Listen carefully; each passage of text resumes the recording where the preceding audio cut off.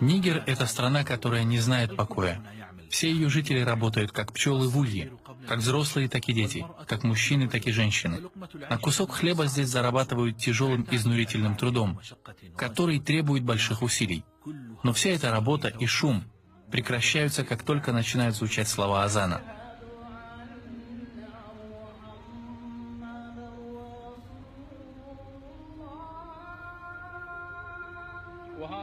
Это деревенская мечеть.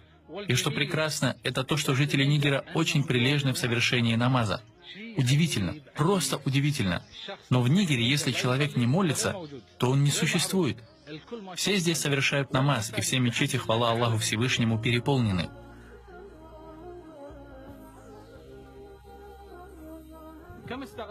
Сколько времени заняло строительство этой мечети? Мечеть строилась 14 лет. Мечеть строилась 14 лет? Да, потому что не было денег.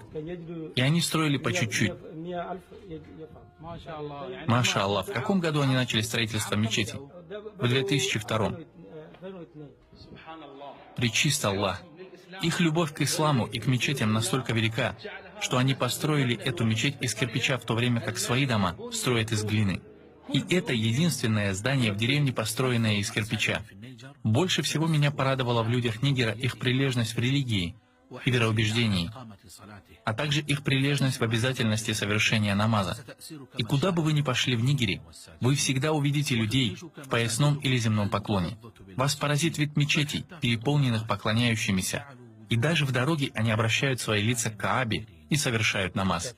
Мы часто ходим в деревни, чтобы спросить у них, в чем они нуждаются. Что им больше всего необходимо? Первое, о чем они просят, это мечеть. Даже если они находятся в очень тяжелом положении, все равно прежде всего они просят мечеть.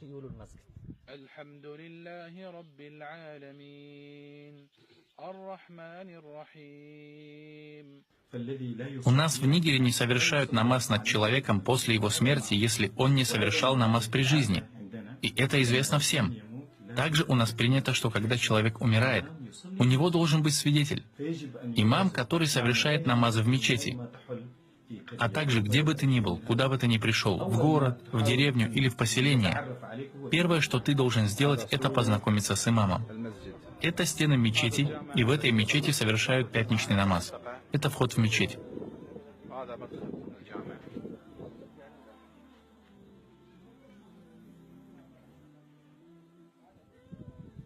А это усилитель звука, работающий от батареи. Любой человек в Нигере, который идет из одного места в другое, должен иметь при себе вот такой кувшин. Для того, чтобы, когда наступит время молитвы, где бы он ни находился, он мог совершить омовение. Обязательно у каждого, кто выходит в дорогу, должен быть с собой этот кувшин, чтобы он мог вовремя совершить омовение и намаз. Если вы будете путешествовать по Нигеру, на машине или автобусе, то вы будете удивлены тем, что когда наступает время намаза, и неважно, где бы вы находились, даже если посередине дороги, автобус сразу останавливается. Мужчины идут в одну сторону,